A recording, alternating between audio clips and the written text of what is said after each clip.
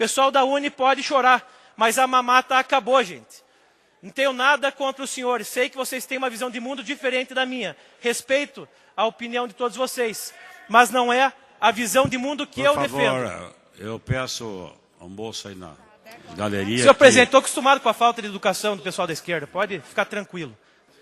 Senhor presidente, senhores deputados, venho aqui hoje a essa tribuna para falar sobre algo muito importante que eu acredito ser o rumo que o Brasil precisa tomar nessas eleições. Precisamos eleger grandes bancadas na Assembleia e no Congresso Nacional, bem como um presidente que tenha um norte muito parecido com o que vimos que deu certo em outros países. Precisamos de um presidente que seja conservador nos costumes, que tenha pulso firme, fale de segurança pública sem passar a mão na cabeça de bandido e que seja, ao mesmo tempo, liberal na economia.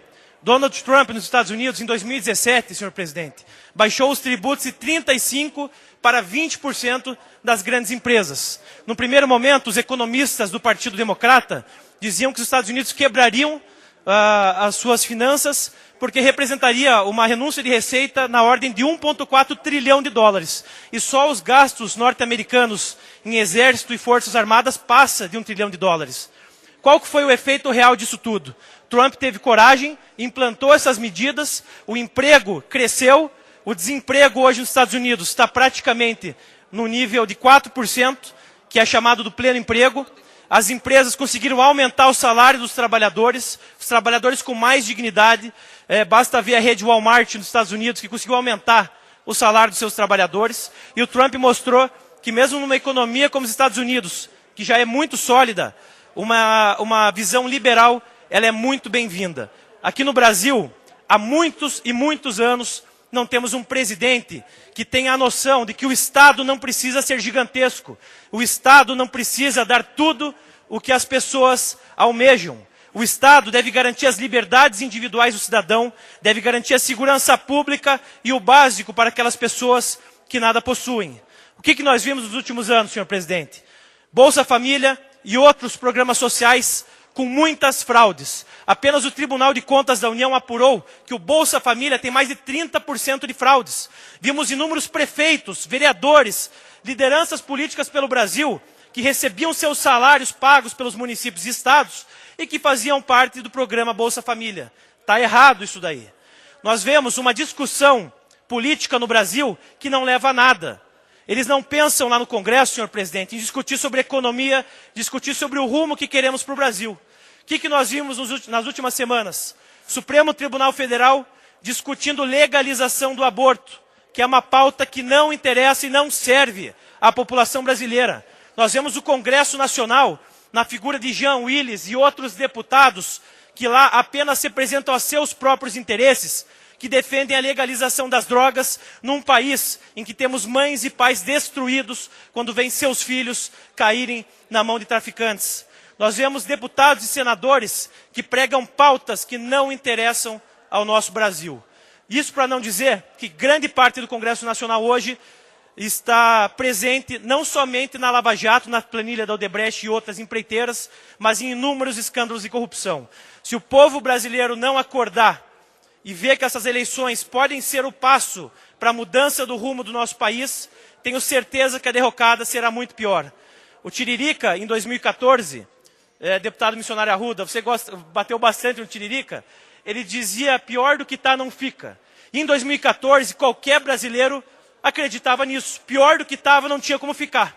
Em 2014, já tinham sido desvendadas uma parte do esquema da Petrobras por meio dos partidos de esquerda e também partidos de centrão hoje que estão com Geraldo Alckmin, em torno das empreiteiras de roubo de dinheiro público, e a gente não acreditava que as coisas podiam piorar. Estamos aqui 4 anos depois, com um cenário muito pior, com uma economia abalada, com um desemprego gigante, com mais de 13 milhões de pessoas que não têm acesso a um mínimo de renda, pessoas que não têm acesso ao emprego, principalmente jovens e idosos, que hoje não conseguem de maneira alguma ter acesso ao mercado de trabalho.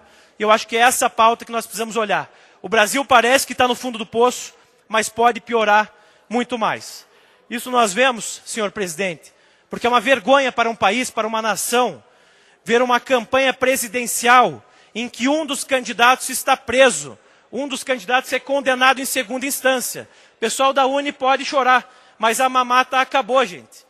Não tenho nada contra os senhores, sei que vocês têm uma visão de mundo diferente da minha. Respeito a opinião de todos vocês, mas não é a visão de mundo que eu defendo. Por favor, eu peço um bolso aí na galeria. Senhor presidente, estou acostumado com a falta de educação do pessoal da esquerda, pode ficar tranquilo.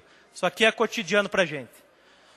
Nós precisamos mudar o rumo do Brasil. Um dos candidatos a presidente é um condenado e tem muitas ações ainda para vir, julgadas pelo juiz Sérgio Moro e por outros juízes e desembargadores nas grandes operações contra a corrupção.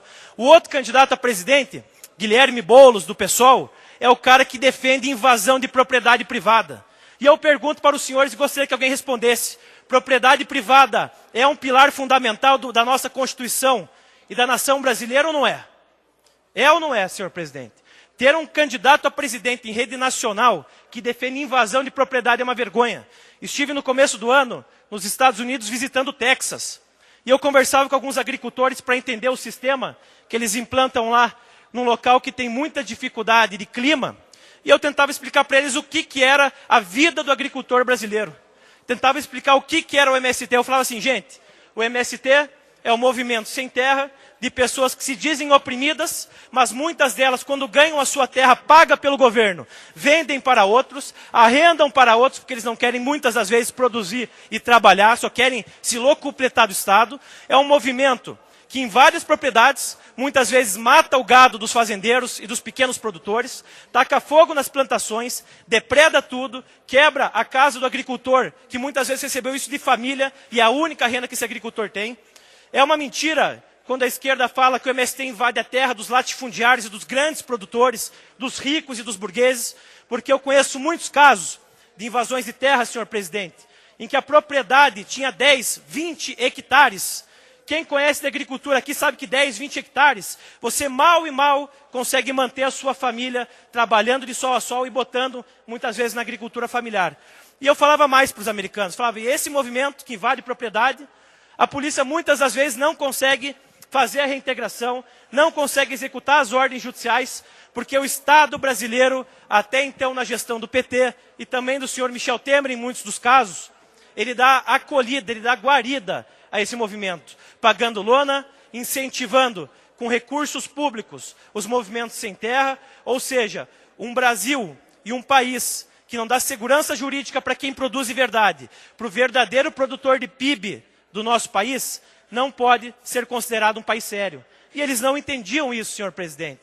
Eles falavam, como é possível gente que invade propriedade privada dos outros e que tem auxílio do Estado? E eu falava, pois é, esse é o Brasil. É isso que nós temos que mudar no ano que vem. Não sei se me elegerei deputado federal, vou concorrer, não sei se me elegerei. Mas tenho certeza que algo que eu espero para o meu país é que a próxima gestão olhe para esses casos. Outra coisa que é muito obscena, senhor presidente, são os privilégios e benefícios que implantam de maneira horrenda no nosso Brasil. Basta falar que a Universidade Federal da Bahia, no ano passado, criou cotas na sua universidade para transgêneros, transexuais e ciganos. E eu pergunto para os senhores deputados, pergunto para os senhores que estão aqui presentes, qual a diferença entre um cidadão pobre que mora na periferia, tem dificuldade de estudo, para uma pessoa que decidiu ter sua opção sexual, que é transgênero, transexual ou que é cigano? Não existe diferença. Vocês podem rir, mas quem vai rir no final das contas é o povo brasileiro, elegendo um presidente que não aceite esse escárnio com dinheiro público. Universidade é paga com dinheiro público, nós exigimos respeito. Aqui no Paraná não é diferente. Universidade Federal do Paraná abriu um curso com 60 vagas para o curso de Direito, que é um dos mais disputados na UFPR, para os filhos e filhas do movimento do MST. Qual a diferença, mais uma vez pergunto, entre pessoas pobres que precisam de estudo no nosso país para filhos do MST? Todos têm que ter um lugar ao sol, desde que tenham meritocracia, desde que busquem isso, desde que estudem para estar na Universidade Federal do Paraná. Não podemos criar, cada vez mais segmentar as pessoas em nosso Brasil. A segmentação apenas interessa à esquerda brasileira, que segmenta homens e mulheres, negros e brancos, homossexuais e heterossexuais, e vão separando cada vez mais. Essa dos transgêneros e transexuais, eu confesso que me espantou ainda mais. Também, senhor presidente, semana que vem vai retornar aquela peça chamada Queer Museu, que é aquela peça em que um marmanjo pelado no chão ficava esperando aquela menina de 7 anos que nós vimos ano passado passar a mão nas coxas dele. E aquela mãe desnaturada, aquela mãe que não pode ser chamada de mãe, permitindo uma cena daquela. Se eu estivesse presente numa cena daquela, eu tenho certeza que daria um bicudo naquele cara. Porque aquilo é um absurdo. Deputado, Vossa Excelência tem um minuto para concluir. Completar, senhor presidente. Apenas porque o pessoal gosta de urrar ali. Qualquer país sério do mundo não permitiria uma criança de 7 anos passando a mão num marmanjo pelado e chamar isso de arte. Isso é o que a esquerda chama de arte no nosso país. Isso que nós temos que desintoxicar cada vez mais, não por ideologia, não porque eu acredite que a direita tem solução para tudo, mas porque eu acho que a direita, no mínimo, ela prega a liberdade individual através de sermos liberais na economia e prega um mínimo de tradicionalismo, de respeito à nossa pátria e de respeito aos valores e ética que devemos ter como cidadãos. Muito obrigado.